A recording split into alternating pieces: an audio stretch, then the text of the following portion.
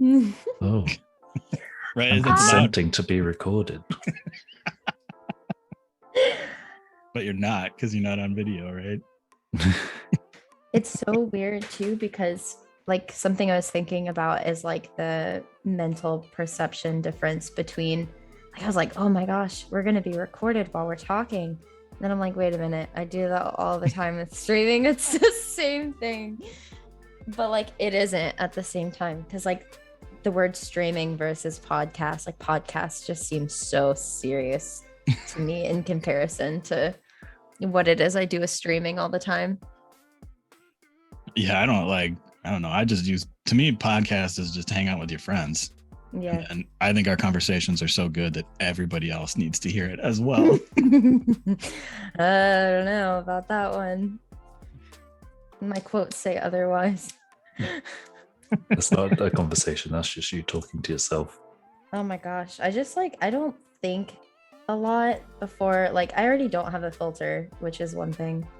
But then I don't like think before I speak the majority of the time. But then I do.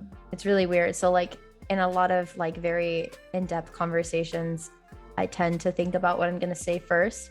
But if I'm just like with people I'm comfortable with and I know aren't going to judge like whatever I'm going to say, I have no, like, there's no thought. It's like words come first and then I think about what I said and I'm like, oh, those were some words. So I've even used words that like aren't even applicable to like, you know, like it'll be a word that's like, that's not how it's used. And I'm like, well, that's how I'm using it. It just sounded like a good word. Like I'm not even applying the actual definition to it. I'm just using it because it sounds right, you know, like frisky. That's a word, like that's a word that's like, it has like a very specific meaning, but I'll just throw it in a sentence like, we should just get frisky and go hike the Cali forest or whatever. And then they'll look at me and be like, that's not what frisky means. That's not. I approve of the use of that, and I think that was good. Yeah, some people get frisky while camping and hiking, I'm sure. I mean, honestly, to each their own. But it just sounded right, you know, like it, you know, I don't even know.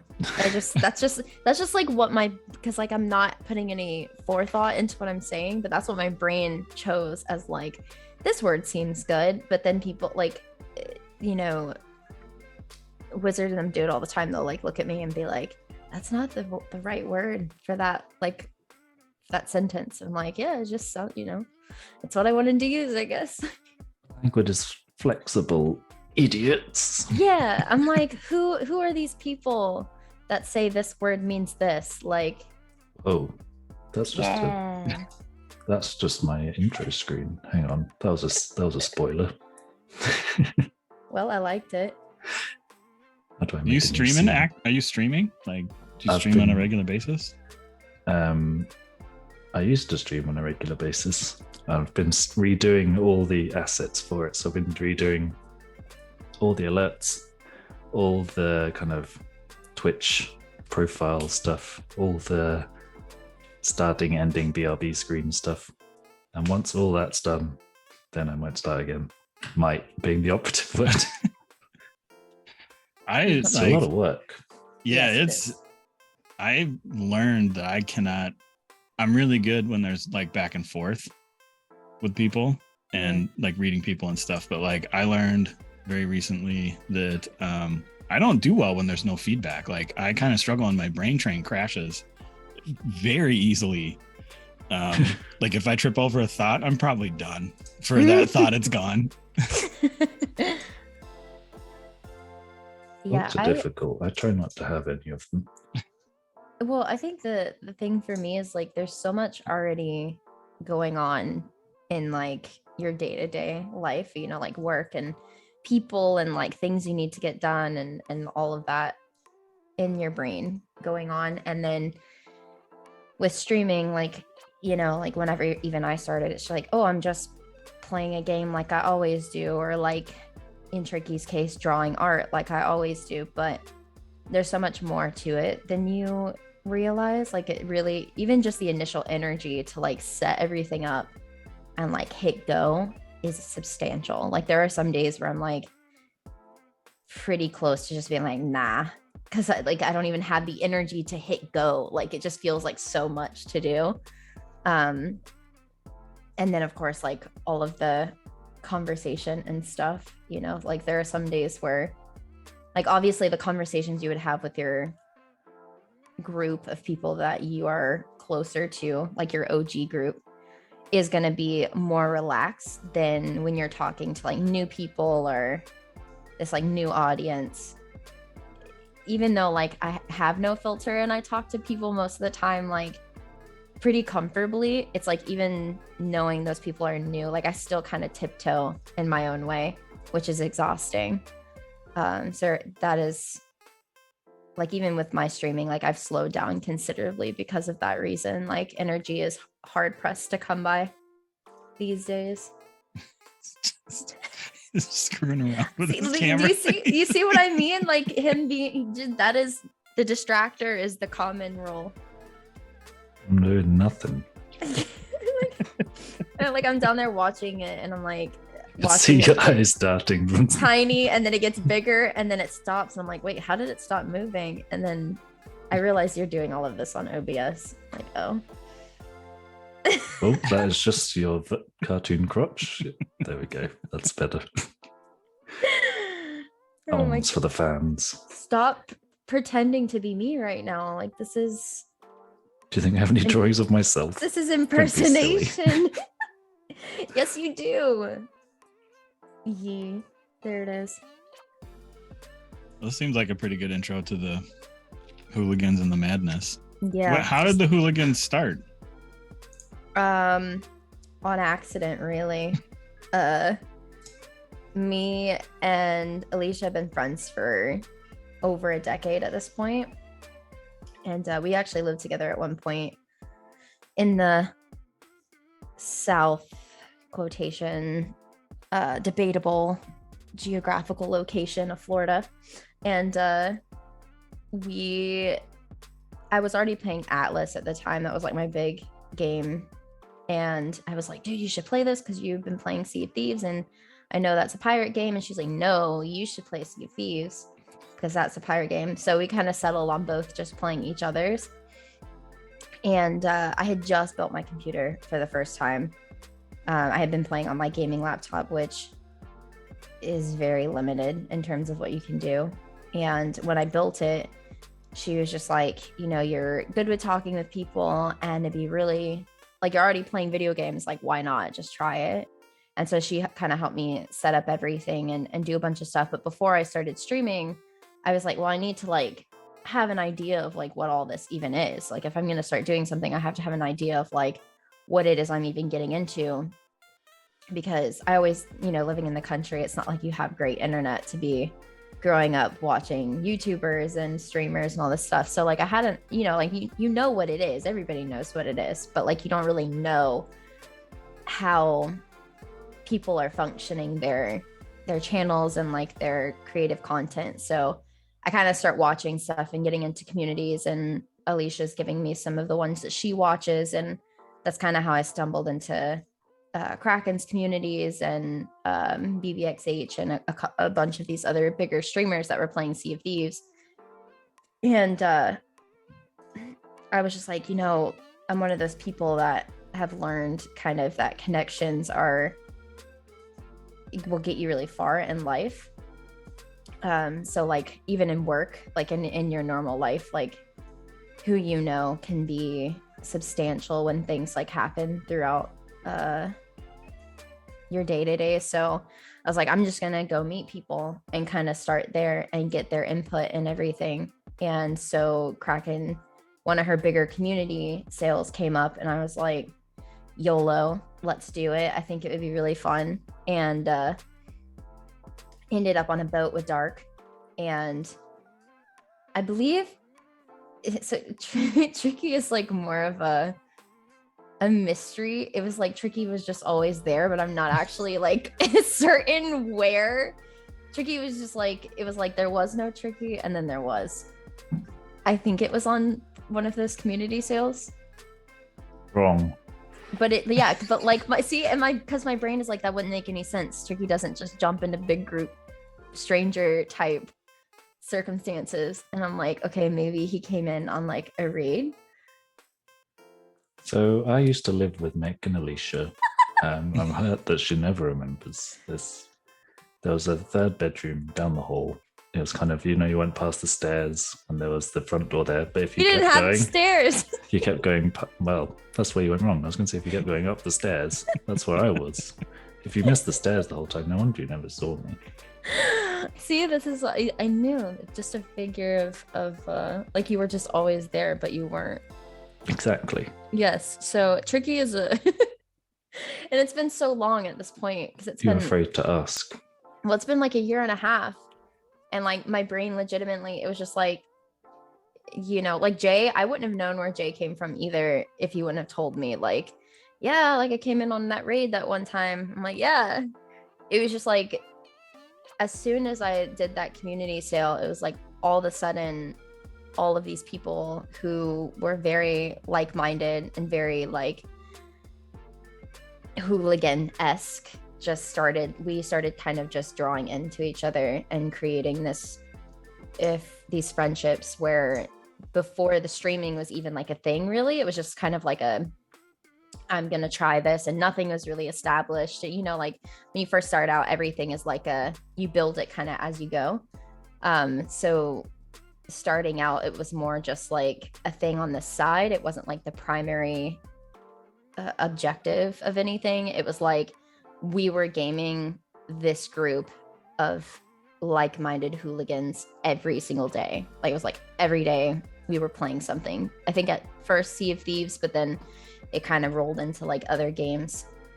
But it was all very unintentional, I think, which made it even like cooler because it was just like we were accidentally pulling in these people, these hooligans that were all just like chaotic evil, and then just created this like OG group of what the hooligans are. I think that's my summary of kind of how. Yeah, I've been playing video games and online games for a long time, and it's I've talked about. So I wasn't sure what was going to happen when the pandemic happened, right? So like I wasn't super big into Twitch, and then I got pretty big into it because I found myself not having I had all this time all of a sudden. Yeah. And one of the things that I'm like, okay, so all these soft skill tools that I have, are they all broken now? Or how is this going to work now that I don't get to be with people? And what I found, they all still work. It was the most bizarre thing to me. But I think it's because I've spent a lot of time online. And it just carried over and I never realized it. Yeah. But even my wife struggles with people in general just struggle with they're your friends but you've never met them. Yeah. Yeah, that's exactly what it is. It is a weird concept, but because Dark is obviously here now, and but that was a person that I never met and never knew. But I'm one of those people just thinking of what humans are and what we thrive off of. We're a very unique species because we have always functioned around social connections and deep thoughts and things that very few animals are exhibiting in their day-to-day. That's something if you take away conversation between humans, literally a human will lose their mind and fall apart and unravel without that.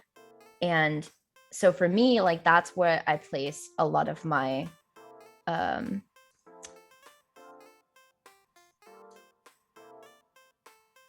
that's what I distracted by Pickle Mick there. Yes, there's so many things on this screen right now. That's the thing that I care for more, right? Is pickles, the conversation, how the person is, how we connect, memories, those kinds of things mean more and have always than, well, have you physically been in the same room as this person? Have you, and it's really odd that humans are like that, because like, let's take all of our connections. Like, we're now all people that have known each other and had multiple conversations over the course of a year and a half. There are people that we sit down and eat with every day, we shop with every day, that we don't know, we've never had a conversation with. And even though we're like physically in the same room and we've technically met each other because we're like literally standing right next to one another, we have no connection to each other whatsoever. So like, just being like, meeting a person or being in the same room with them doesn't really mean anything, because you don't actually like form any kind of connection from that. Your connection comes from the memories, the conversations, the time really that you spend like getting to know a person. So like, none of my friendships that I've built over the last year and a half of streaming feel like superficial or incomplete, just because that one aspect is missing. Like, we haven't sat in the same room together. Like, doesn't mean anything really to me. Really impressed at your ability to carry on talking when you are nothing distracting attempting incredibly.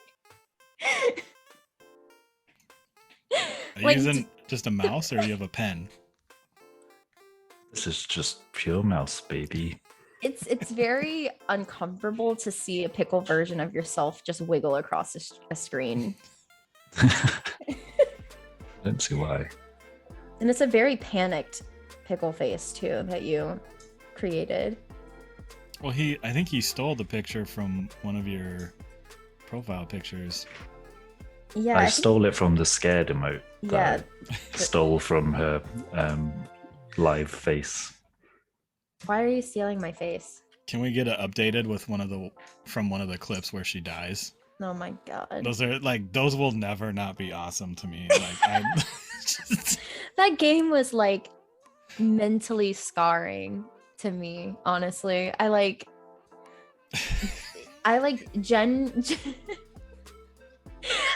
genuinely not, like, in real life, I'm not like a scaredy cat. Like, I've been to like horror houses and like, you know, all that stuff, Halloween Horror Nights, and like, You've been to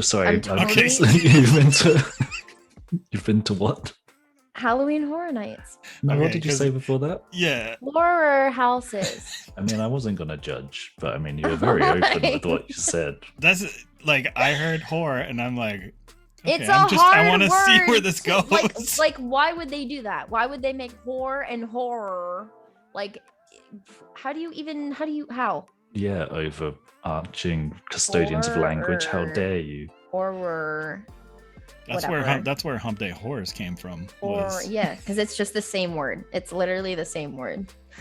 No, but like in real life, I'm like I'm not scared of scary movies. Like, I've been to these kinds of things and I'm just like, oh wow, whatever. And then I play these very immersive fear games and they like kill me inside, like physically hurt me. That's like the only time I'm like genuinely a big scaredy cat, is immersive games. And the Labyrinth, it does an incredible job of, like, I know it's like one of those games like people really didn't, which like when I started streaming I didn't really care about that anyway, like playing games that, you know, other people want to watch. I was like, I don't really care, I'm not playing this to just put on a show for other people, which like I do, but that's not my objective. My objective is to like play things I want to play with people. And obviously Heska was wanting to play this game, but like they do a really good job of putting you in that place. Like, if I was in the middle of a freaking maze like that, like the first one where you're just like in the more like plantsy, can't see anything kind of environment, like I would die. I would just like keel over or roll myself into the bush and just like squat there, but like I would never just like when you used to live in the woods for work.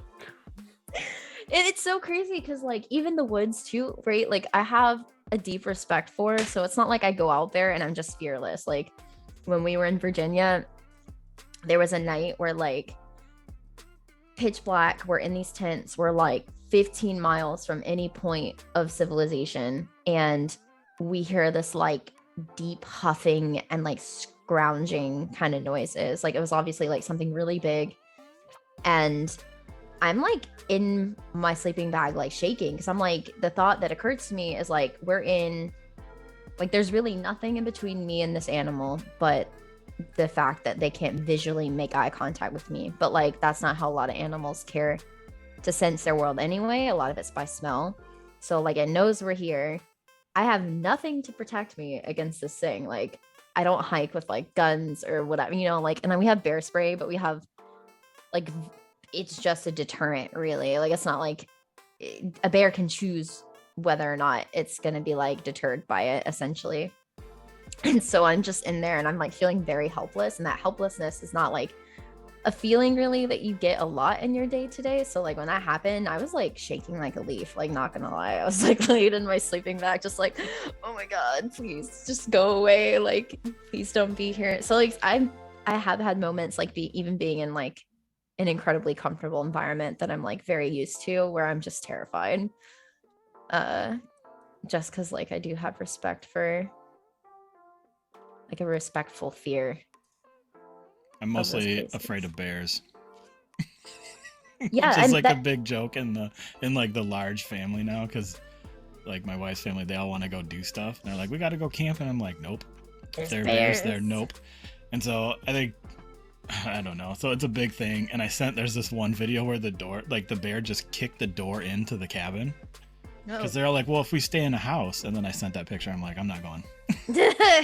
Not even deterred by doors. No, not even. I'm seeing in the East Coast, I'm more terrified of like boar. Like so I've heard like every number of animal at this point camping. Like I've heard even like we had a Florida panther in one of the state parks that we stayed in, and that's like an incredibly terrifying noise. Like it sounds like a banshee screeching.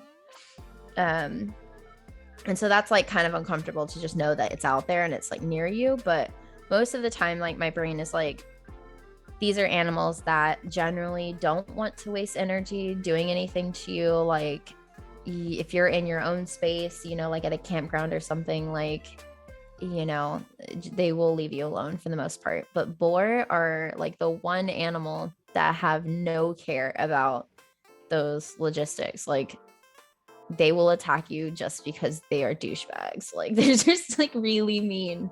Yeah. And so like even bears, like, because we only have black bears and they're pretty skittish. Like I think 80% of their diet is just foraging berries and stuff like that. And so knowing that, I'm like, they're really not looking to just like eat me.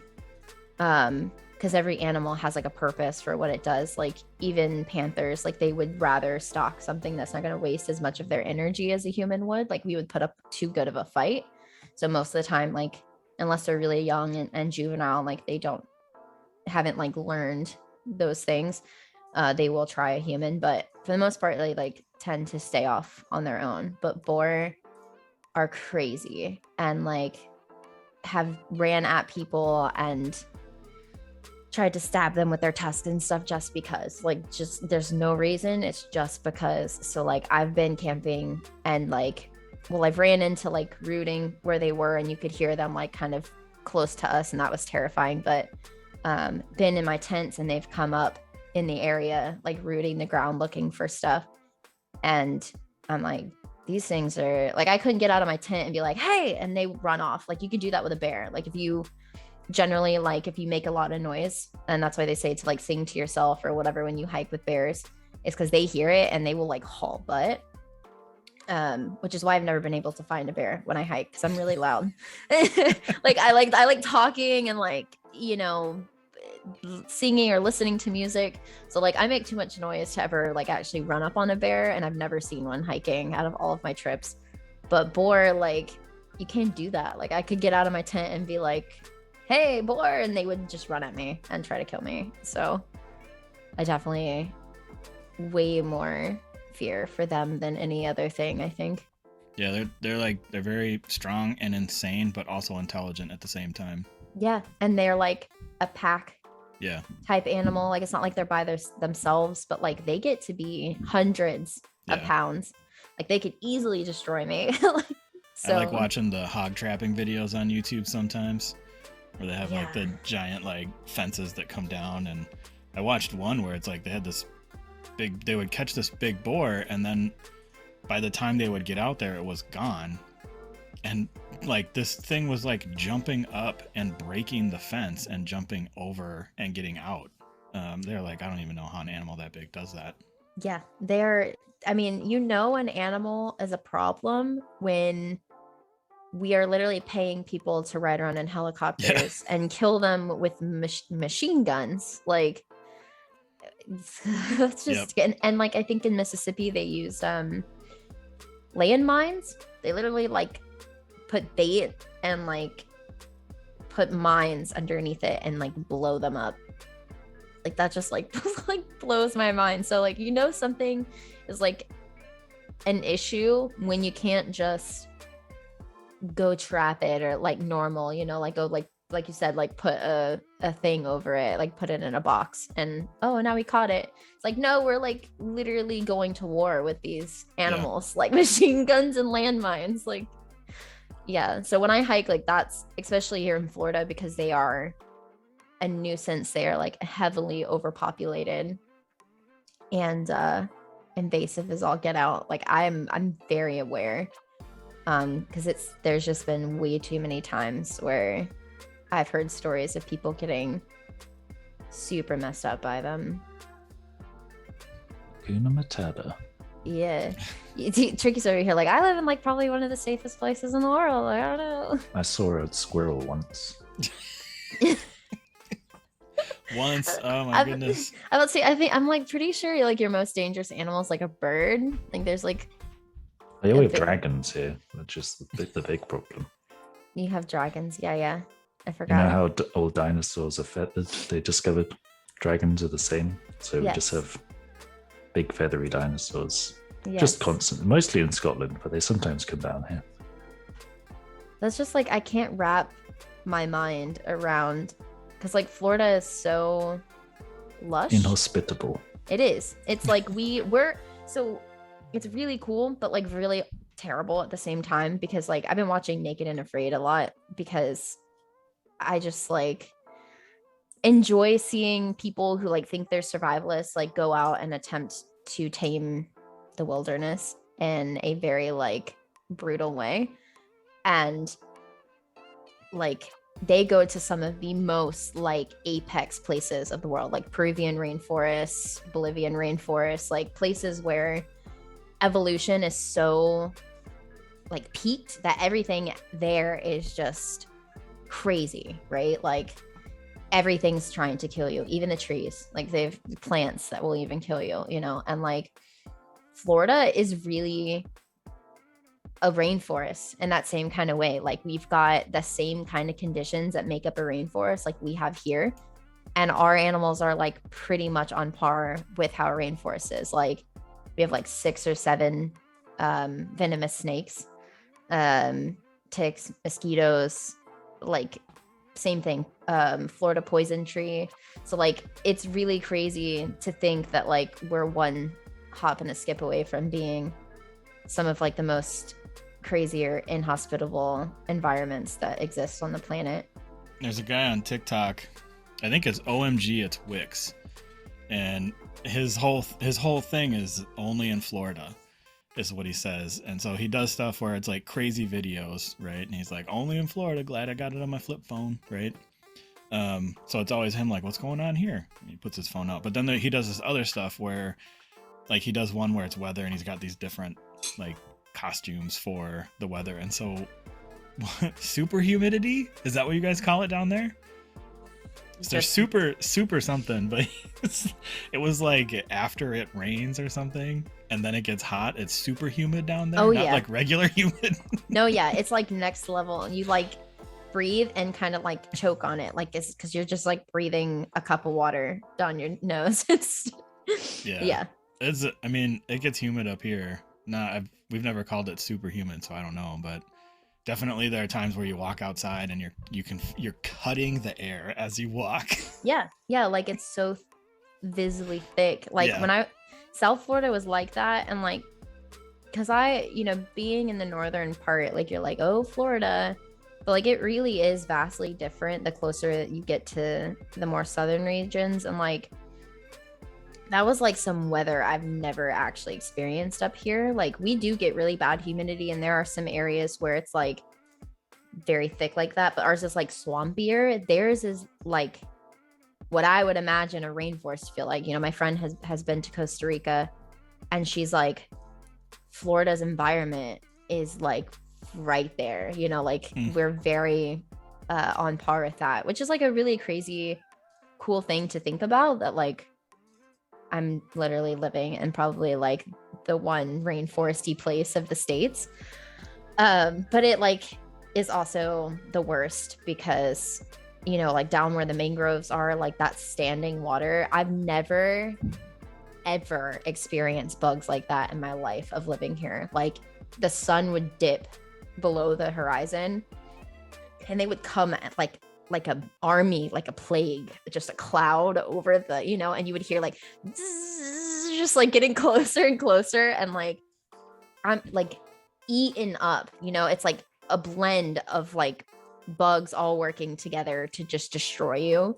So like I'm trying to wash dishes outside or whatever because we're camping, and like I'm just spasming because they're everywhere biting you, sand gnats, you can't even see them, they're like all over your neck, mosquitoes and all this stuff. And like literally by the end of the trip, it looked like all of us had chicken pox. Like it was like just bites everywhere on your body.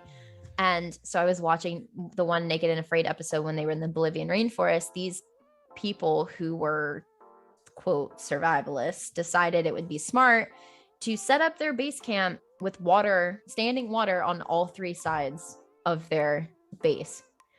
And they go to sleep without fire, which is also a terrible idea. And same thing, they were swarmed in a cloud of mosquitoes, and they're just like, like panicked. And I'm like sitting in the living room, and I'm like holding myself because I'm like, I know exactly what that feels like. And it was like very PTSD for me. And I was like, turn it off, it's terrible. Oh my God, why are we watching this? So like Florida sucks for that. Even though it's really pretty and we have a lot of really awesome plants and like life, it's also brutal a lot of the time. So Trickster, where'd your name come from? Has that been like your handle forever, or was that assigned to you by the Hooligan squad? I used to have a webcomic called Common Tricks back in the day, which I got from a book on web design. As you do, when I was 18, so about 60 odd years ago. How many? You said 60 or 6? 60. 60 or 6, somewhere between the two. And I just took the common bit off it because it was annoying. That's pretty much it. It's ominous notes. Are you looking for my old webcomic? No, I'm looking for the book. I think it was literally just it was literally just, I mean, it's not a very uncommon phrase despite the phrase itself. I just like, that's fine for a stupid gag a day comic, and by gag a day I mean gag 3 times a week comic. There it is, look at that comic about anything and everything, featuring small bald men and a penguin. Wait, where did you find this? I took it offline. Yeah, the URL's definitely gone for sure. Well, that's a relief. Is it on like webcomic list or something?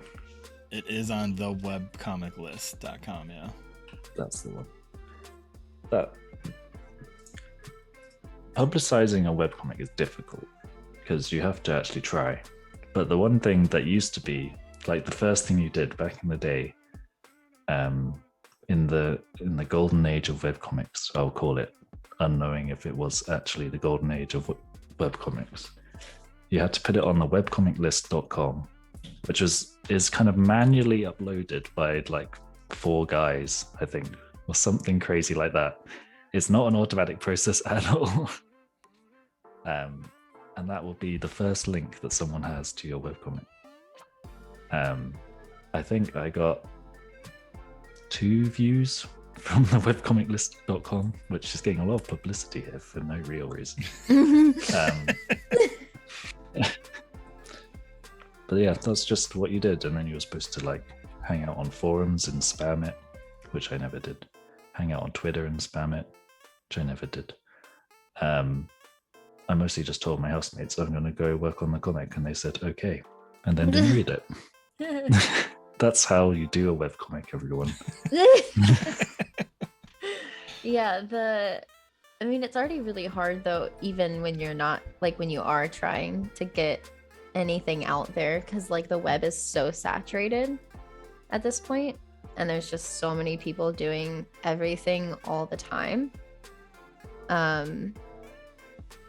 Yeah, that it's like, even if you do try, it's just like a lot to every day. Like that's something like I could probably stand to do more, is like post on social media and like, you know, tag things and hashtags and all of that. And I like try to, but like I hate it. I'm not gonna lie. It's like probably the worst thing. It feels like very bleh to me. Like I'd rather pay somebody else to do it for me, because I just like I can't be bothered. I'd rather just do everything else, really.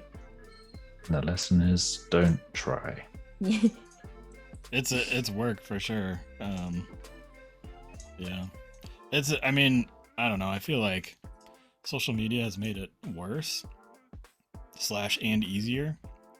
Worse in the sense that everybody always wants to be the top 1%, right? Like those are all the people that are celebrated, like in Tim the Tapman or Boxy, or, you know, big streamers from a streaming perspective. And it's like, well, the reality is that most people are not that and may not ever get that.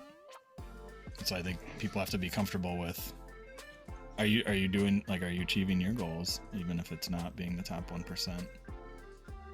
And then the work to create the content, to go on and to try and understand the algorithms, how things are picked up, how to get things in front of people. Yep. I mean, TikTok that's the place that I like for that, because it's one of the more open algorithms right now, where like everybody kind of has a chance for the time being. Mm-hmm. But yeah, you do also have to be on TikTok. Yes, you do. I have. That's like the one place I haven't made it to yet, but the only reason I did it is for the podcast. Yeah. Well, like, and that's been something too, is like, how far do I want to go to try to expand? And then even when you do, because like it's always content, right? So like we did the kegathon, and that post actually caught wind of like quite a few people. I think it was like made it to like 800 or 900 or something, which is like big for me. Up. Yeah, no, it was like a couple days. It was on everyone's radar. Sea of Thieves retweeted it. And that was like really cool, because like I've never cared enough to do anything like that and it like actually go anywhere.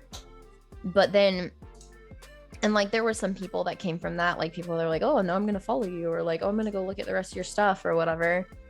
But it's like people are so fast, like everything is so fast, right? Like you're just scrolling, you're flicking, and like every day it's refreshing and there's more stuff, like, because again, the saturation portion of it, that it was like a quick fire, you know, it was just like blah, and then died, and then totally normal person or whatever. And there's a lot more that I think like I could do to try to get out there. But again, this was like, I can't be bothered to like, so yeah, it depends so on much. the goal, right? It's like, is it a hobby or is it the main way that you want to make money? And then the other thing that's crazy about like streaming being the main way that you make money is that, you know, in order to get exposure, you have to participate in social media. So now you're spending time doing work in social media, which doesn't generate revenue unless it points back to streaming. Mm-hmm. So it's like you have all these channels to try and point at, your streaming, whether you're streaming on YouTube or Twitch or whatever.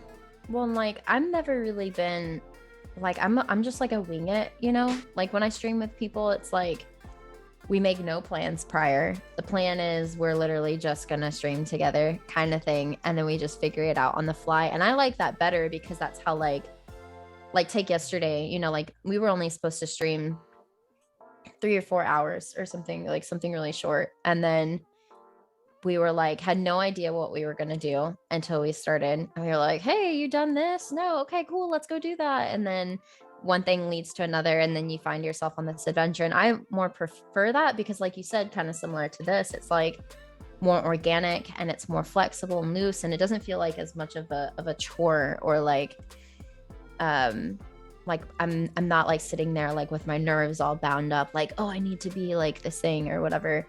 And then 10 hours fly by because we're all just having such a fun time and everything was just so fun. And people like that was something I didn't want streaming to become for me, is like a chore.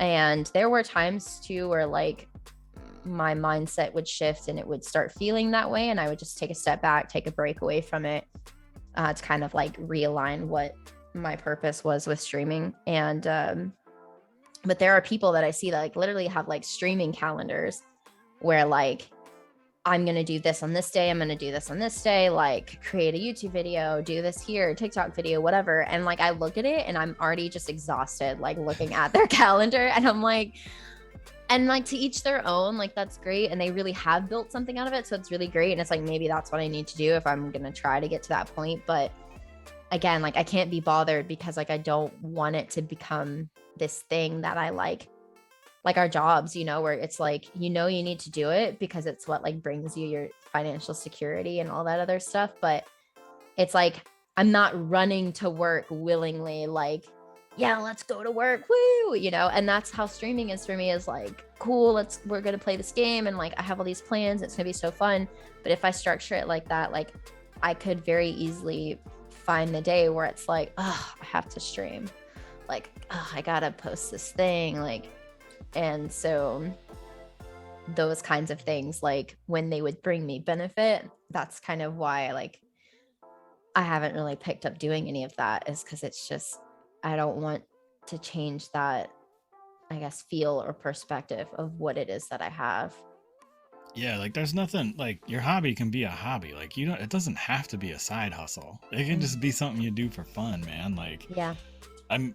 During the pandemic, I was a little annoyed that everybody's like, turn your hobby into your side hustle. I'm like, well, I've seen other content creators post. There was one person in particular who's like, I used to love to draw until I went to school to be a graphic designer. And they're like, I hate drawing now. I don't even do it for fun anymore. Like it completely ruined it for me because I did that as my job. Yep. And so like, yeah, I totally get that. I mean, streaming that takes a lot out of you too. It's crazy to me to watch some people. What's interesting is like how, like I was watching Boxy. It must have been Friday. So him and Beard are playing, I think Thursday or Friday. And so they're tucking, which is like, he's the only one I can tolerate tucking. And I don't know what it is, but it's like, Beard's like, hey, let's play 20 questions. And now I'm sitting here watching two dudes on the internet that I've never met play 20 questions while they're just sitting around. Basically, we're watching another crew take on this FOF. And I'm like, what is that? And was I'm fun, like, to be fair. I was randomly. I haven't watched. That's pretty much the only stream I've watched all week. Was just you a watched bit his? of that. Yeah, I just happened to watch Beard's stream then. It was so weird because I was like, I'm so into this. Yes, know. it was so weird. Well, that's like, you can relate it to like the TikToks or like the videos of people watching other people's videos, like reaction video, and like they're literally famous for it. And I'm like, what are we doing? Like we literally, is that why like I never got fame? Is because it never occurred to me people would just want to watch me watch others do really cool stuff. And like it was just so strange to me. Like humans are weird. Like the things that we like and we like to do, it's like we want to watch people. We don't want to watch people do stuff. We want to watch other people watching other people do stuff and make reactions to it. And it's just so like, it's just such There's a a weird TV series of that here, which is quite like quite popular and quite successful. It's called Gogglebox, and it's literally just. It started off with just random people watching TV. You didn't see the TV. You saw basically the camera was pointing at their sofa while they're sat on the watching the TV. But I don't know how many seasons it's on now. And now they've got like celebrity editions and stuff. And it's just like, it's gone on for years and years. That's so strange. Like, it's like, why? Why? Well, I guess because then you're like, I understand kind of watching it by yourself, kind of. Because you're like, no, I feel like I'm hanging out with people while watching a show or something. I kind of get to see people make the same jokes I make with my friends, and it's kind of, I'm looking for a word other than inclusive because that's normally means something else, but it's kind of more community feeling. Yeah. If you're kind of seeing people make the same reactions, and if it's like celebrity ones, you're just like, wow, they're people maybe they're too. actual people, because they're not like. Actually, I think I saw one the other day because I was flicking through the channel. I was like, what is this? And Joanna Lumley was on it. I don't know if you know who she is in the US, but she's like relatively famous. So she's like a real celebrity, I would say. What's she famous for? That name sounds familiar. She's an actor, like a comedy actor. She's been in quite a few films and stuff. I want to look up something she was in and hope that it. Joanna what? Lumley.